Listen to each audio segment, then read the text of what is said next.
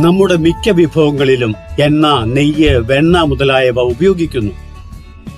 ശരീരത്തിന് അവ അത്യന്താപേക്ഷിതമാണെങ്കിലും അതിന്റെ അമിത ഉപയോഗം അമിതവണ്ണത്തിന് കാരണമാകും.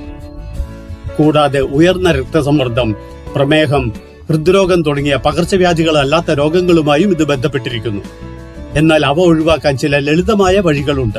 സമീകൃത ടൈപ്പ് അനുസരിച്ച് നമ്മുടെ ഭക്ഷണത്തിൽ 20 മുതൽ 25% വരെ മാത്രമേ കാലറി ഉണ്ടാകാവൂ.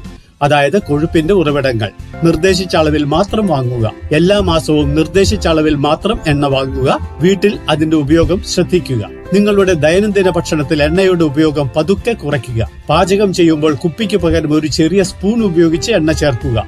വറുത്ത ഭക്ഷണത്തിന് പകരം പുഴുങ്ങിയതോ ആവിയിൽ വേവിച്ചതോ പൊരിച്ചതോ അല്ലെങ്കിൽ ഗ്രിൽ ചെയ്തതോ ആയ ഭക്ഷണം കഴിക്കുക. ഹൈഡ്രജനേറ്റഡ് സസ്യ എണ്ണയിൽ ട്രാൻസ്ഫാറ്റ് അടങ്ങിയിട്ടുണ്ട്, അത് ഉപയോഗിക്കരുത്. ബേക്കറി ഉൽപ്പന്നങ്ങൾ കുറച്ച് കഴിക്കുക. കുറഞ്ഞ എണ്ണ ഉപഭോഗം ആരോഗ്യത്തിനും കുടുംബ സന്തോഷത്തിനും നല്ലതാണ്.